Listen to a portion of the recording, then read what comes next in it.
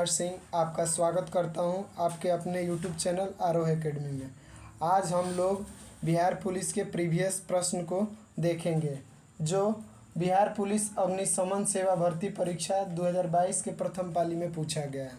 हम इसके उत्तर को देखेंगे तथा इसके व्याख्या को भी देखेंगे जो होने वाले परीक्षाओं में आपको मददगार होगा। चलिए पहले प्रश्न की तरफ देखते हैं। हमारा पहला प्रश्न है, हमारे सौरमंडल के किस ग्रह को लाल ग्रह कहा जाता है? हमारे सौरमंडल के किस ग्रह को लाल ग्रह कहा जाता है? ऑप्शन ए है बृहस्पति, ऑप्शन बी है शुक्र, ऑप्शन सी है मंगल, ऑप्शन डी है बुध। इसका सही उत्तर होगा ऑप्शन सी मंगल। मंगल ग्रह को लाल ग्रह कहा जाता है। इस ग्रह पर आयरन ऑक्साइड के कारण आयरन ऑक्साइड की मौजूदगी के कारण इसे लाल ग्रह के रूप में जाना जाता है। मंगल के दो उपग्रह हैं, एक का नाम है फोबोस, एक का नाम है डिमोस। डिमोस सौरमंडल का सबसे छोटा उपग्रह है।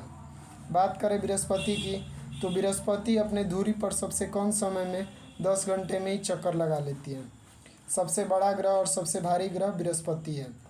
सबसे चमकीला ग्रह की बात करें तो शुक्र है, इसे सौंदर्य की देवी भी कहा जाता है। बुध सबसे छोटा ग्रह है और इसके एक भी उपग्रह नहीं है। गैनीमेड की बात करें तो यह बृहस्पति का उपग्रह है और यह सौरमंडल का सबसे बड़ा उपग्रह है।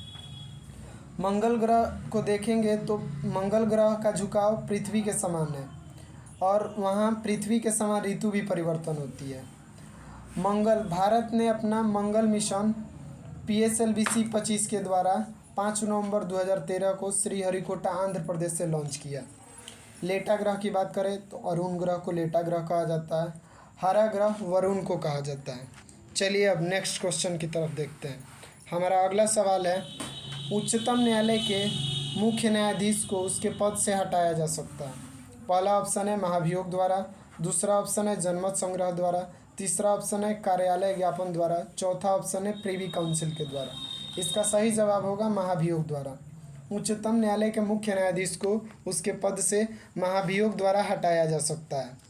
चलिए बात करें महाभियोग के तो राष्ट्रपति पर महाभियोग का वर्णन आर्टिकल 61 में है। इसे USA के संविधान से लिया गया। महाभियोग के द्वारा हाई कोर्ट के मुख्य न्यायाधीश, हाई कोर्ट के अन्य न्यायाधीश, सुप्रीम कोर्ट के मुख्य न्यायाधीश, मुख्य निर्वाचन आयुक्त और कैग को हटाया जा सकता है। चलिए अब कुछ महत्वपूर्ण अनुच्छेदों को देख लेते हैं जो परीक्षा में पूछे जाने की संभावना रहती है। बात करें अनुच्छेद 124 की तो इसमें सुप्रीम कोर्ट के बारे में बताया गया है। आर्टिकल 129 में कहा गया सुप्रीम कोर्ट एक अभिलेख न्यायालय के रूप में कार्य करेगा। आर्टिकल 137 में बताया गया है न्यायिक पुनरावलोकन के बारे में और आर्टिकल 143 में कहा गया है कि राष्ट्रपति सुप्रीम कोर्ट से सलाह ले सकता है किसी मुद्दे पर। और आर्टिकल 32 में कहा गया है कि अगर किसी भी व्यक्ति के मौलिक अधिकार का उल्लंघन होता है तो सुप्रीम कोर्ट 5 तरह से रिट जारी कर सकता है। जब PIA लाया था तब उस समय सुप्रीम कोर्ट के न्यायाधीश PN भगवती थे। चलिए अब नेक्स्ट प्रश्न की तरफ देखते हैं। हमारा अगला प्रश्न है, अल नीनो शब्द चीनी शब्द है या अंग्रेजी शब्द है या स्पेनिश शब्द है या फ्रेंच शब्द है? इसका सही जवाब होगा स्पेनिश शब्द। एल नीनो शब्द स्पेनिश शब्द है। एल नीनो एक गर्म जलधारा है जो प्रशांत महासागर में पेरू तट के समानांतर उत्पन्न होता है। एल नीनो का अर्थ होता है शिशु या छोटा बालक होता है। इसके समान ला नीना की बात करें तो ला नीना एक ठंडी जलधारा है। चलिए अगले प्रश्न की तरफ। किसानों द्वारा एक वर्ष में 3 विभिन्न फसलों को उगाए जाने के पीछे मुख्य कारण क्या है? सुव्यवस्थित सिंचाई प्रणाली, कृषि शाख की उपलब्धता, सरकारी कृषि नीति और अगला ऑप्शन है उच्च उपज किस्म वाली बीजों की उपलब्धता। तो इसका सही जवाब है सुविकसित सिंचाई प्रणाली। सुविकसित सिंचाई प्रणाली के द्वारा ही किसानों द्वारा एक वर्ष में 3 विभिन्न फसलों को उगाया जाता है। अब चलिए फसल से संबंधित कुछ प्रश्न को देखते हैं, जैसे रबी फसल, खरीफ फसल और जायद फसल। रबी फसल की बात करें तो गेहूँ, जौ, चना, मटर, सरसों, आलू, राई, यह रबी फसल है। यह सामान्यतः ठंडी के दिनों में बोया जाता है। खरीफ फसल की बात करें तो धान, गन्ना, कपास, मूंगफली, सोयाबीन, ये खरीफ फसल है। आगे देखते हैं। बात करें अगर केंद्रीय चावल अनुसंधान केंद्र की तो ये कटक में है, कटक उड़ीसा में है। भारतीय दलहन अनुसंधान संस्थान की बात करें तो यह कानपुर में है और कानपुर गंगा नदी के किनारे बसा है। राष्ट्रीय गन्ना प्रजनन संस्थान की बात करें तो यह कोयम्बटूर में है और केंद्रीय कपास अनुसंधान केंद्र नागपुर में है जो कि महाराष्ट्र में है। चलिए अगले प्रश्न की तरफ देखते हैं। अगला हमारा प्रश्न है, भारत का राष्ट्रपति बनने के लिए न्यूनतम उम्र क्या है? पहला ऑप्शन है 25 वर्ष, दूसरा ऑप्शन है 30 वर्ष, तीसरा ऑप्शन है 35 वर्ष, चौथा ऑप्शन है 21 वर्ष। इसका सही जवाब होगा ऑप्शन सी 35 वर्ष। भारत का राष्ट्रपति बनने के लिए न्यूनतम उम्र 35 वर्ष होनी चाहिए। चलिए विभिन्न पदों का न्यूनतम उम्र देख लेते हैं। राष्ट्रपति पद के लिए न्यूनतम उम्र तो 35 वर्ष है।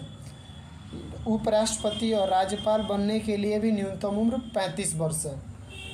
अगर प्रधानमंत्री, मुख्यमंत्री और मंत्री बनने के लिए न्यूनतम उम्र को देखा जाए तो उसका आंसर होगा 25 वर्ष। पंचायती राज या नगर पालिका के किसी पद के लिए न्यूनतम उम्र 21 वर्ष। सुप्रीम कोर्ट और हाई कोर्ट के मुख्य न्यायाधीश या न्यायाधीश बनने की कोई न्यूनतम सीमा नहीं है। विधान परिषद और राज्यसभा सदस्य बनने के लिए न्यूनतम उम्र 30 वर्ष होनी चाहिए। चलिए कुछ राष्ट्रपति से संबंधित अनुच्छेद को देख लेते हैं। आर्टिकल 52 में बताया गया भारत का एक राष्ट्रपति होगा। आर्टिकल 53 में कहा गया है संघ की कार्यपालिका शक्ति राष्ट्रपति में निहित होगी। अनुच्छेद 60 में बताया गया है कि राष्ट्रपति के शपथ के बारे में। और अभी हम लोगों ने ऊपर देखा आर्टिकल 61 के बारे में। आर्टिकल 61 में महाभियोग, राष्ट्रपति पर महाभियोग के बारे में बताया गया है जो अमेरिका के संविधान से लिया गया। चलिए अगले प्रश्न की तरफ देखते हैं। अगला प्रश्न है 6 नंबर, के सिवन अध्यक्ष थे? यह प्रश्न 2022 प्रीवियस ईयर में पूछा गया है। उसके अनुसार इसका सही जवाब हो जाएगा इसरो के। अभी इसरो के अध्यक्ष के सिवन नहीं है, लेकिन यह सवाल 2022 में पूछा गया, इसीलिए इसका आंसर हो जाएगा सी, के सिवन इसरो के अध्यक्ष थे। बात करें DRDO की तो इसका फुल फॉर्म होता है डिफेंस रिसर्च डेवलपमेंट ऑर्गेनाइजेशन। इसकी स्थापना 1958 में हुई थी DRDO की। सेबी की बात करें तो सेबी का फुल फॉर्म होता है security exchange board of India. इसकी स्थापना 1988 में हुई थी, लेकिन इसे संवैधानिक दर्जा 1992 के तहत राष्ट्रपति के अध्यादेश द्वारा दिया गया। बात करें अगर RBI की तो रिजर्व बैंक ऑफ इंडिया। इसकी स्थापना 1 अप्रैल 1935 को हुई थी। इसका शुरुआत में मुख्यालय कोलकाता था, लेकिन अभी इसका मुख्यालय मुंबई में है। चलिए अब नेक्स्ट प्रश्न की तरफ देखते हैं। अगला हमारा प्रश्न है, भारत की प्रथम महिला राष्ट्रपति कौन थी? पहला ऑप्शन है निर्मला सीतारमन, दूसरा ऑप्शन है प्रतिभा पाटिल, तीसरा ऑप्शन है सुषमा स्वराज, चौथा ऑप्शन आपका सरोजिनी नायडू। इसका सही उत्तर हो जाएगा प्रतिभा पाटिल। भारत की पहली महिला मुख्यमंत्री सुचेता कृपलानी, यह उत्तर प्रदेश की पहली महिला मुख्यमंत्री थी। भारत की प्रथम महिला राज्यपाल सरोजिनी नायडू, यह भी उत्तर प्रदेश की पहली महिला राज्यपाल थी और भारत की पहली महिला राज्यपाल। भारत की प्रथम महिला लोकसभा अध्यक्ष मीरा कुमार। भारत की प्रथम महिला ज्ञानपीठ पुरस्कार विजेता यह आशा पूर्णा देवी थी। बात करें किरण बेदी की तो भारत की प्रथम महिला IPS की बात करें तो भारत की प्रथम महिला IPS किरण बेदी थी। वायुसेना की प्रथम महिला पायलट हरिता कौर दयाल थी। एनी बेसेंट की बात करें तो एनी बेसेंट कांग्रेस के कोलकाता अधिवेशन की अध्यक्षता 1917 में की थी और अध्यक्षता करने वाली वह प्रथम भारतीय। सरोजिनी नायडू की बात करें तो सरोजिनी नायडू 1925 में कानपुर में कांग्रेस की अध्यक्षता की थी और यह अध्यक्षता करने वाली प्रथम भारतीय कांग्रेस की अध्यक्ष थी और एनी बेसेंट प्रथम महिला केवल थी। चलिए अगले प्रश्न की तरफ देखते हैं। अगला प्रश्न है हमारा, राजेंद्र सेतु किस नदी पर स्थित है? पहला ऑप्शन है A गंगा, दूसरा ऑप्शन है बागमती, तीसरा ऑप्शन C है कोसी, चौथा ऑप्शन है महानंदा। इसका सही जवाब होगा राजेंद्र सेतु गंगा नदी पर स्थित है। चलिए इससे संबंधित प्रश्नों को देख लेते हैं। प्रश्न है अगला इसका व्याख्या है, महात्मा गांधी सेतु पटना और हाजीपुर को जोड़ता है, यह गंगा नदी पर है। अलकनंदा और भागीरथी का संगम देवप्रयाग में होता है, जिसका नाम गंगा आगे पड़ जाता है। गंगा नदी को ही बांग्लादेश में पद्मा नाम से जाना जाता है। चलिए गंगा की बात करें तो गंगा की सबसे बड़ी सहायक नदी यमुना है। जो कि गंगा में आकर प्रयागराज में मिलती है। वहाँ पर 12 वर्षों में कुंभ का आयोजन भी होता है, गंगा यमुना सरस्वती के संगम पर। यमुना की सहायक नदियों में बात करें तो चंबल, बेतवा और केन है। चलिए नेक्स्ट क्वेश्चन की ओर देखते हैं। नेक्स्ट क्वेश्चन देखने से पहले ये देख लेते हैं कि सबसे बड़ी प्रायद्वीपीय नदी गोदावरी है।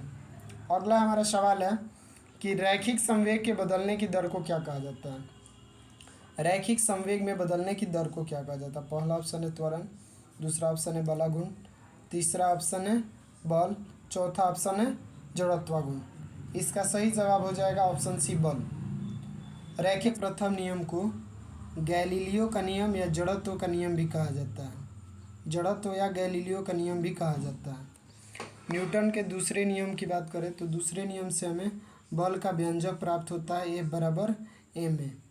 तीसरे नियम को क्रिया प्रतिक्रिया का नियम कहा जाता है, जिसका उदाहरण होता है रॉकेट का उड़ना। रॉकेट का उड़ना हो गया, या फिर जब बंदूक से गोली चलाई जाती है तो बंदूक पीछे की तरफ धक्का देता है, या फिर नाव से जब नाव नदी के किनारे आता है तो नाव से नीचे उतरा जाता है तो नाव का पीछे की तरफ जाना। ये भी न्यूटन के तीसरे नियम का उदाहरण है। न्यूटन ने अपने तीनों नियम अपने पुस्तक प्रिंसिपिया में दिया था।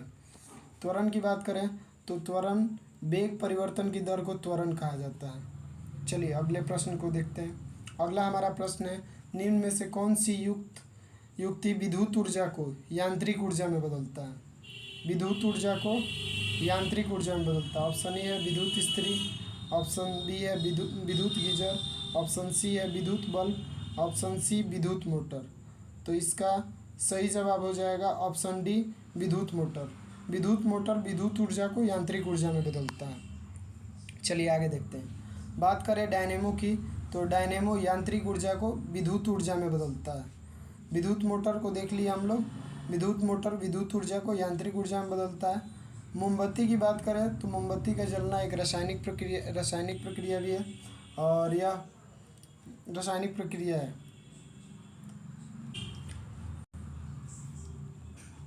मोमबत्ती का जलना, मोमबत्ती रासायनिक ऊर्जा को प्रकाश और ऊष्मा ऊर्जा में बदलती है। बात करें सोलर सेल की तो सोलर सेल सौर ऊर्जा को विद्युत ऊर्जा में बदलता है।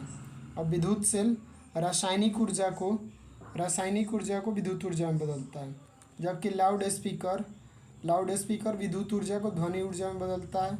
जबकि हमारा माइक्रोफोन यह ध्वनि ऊर्जा को विद्युत ऊर्जा में बदलता है। चलिए अगले प्रश्न को देखते हैं। अगला प्रश्न है हमारा, कच्चा माल व हाथ में मुद्रा को क्या कहा जाता है। कार्यशील पूंजी, स्थिर पूंजी, मानव पूंजी, ए और बी दोनों। तो इसका सही जवाब होगा आपका इसका कार्यशील पूंजी।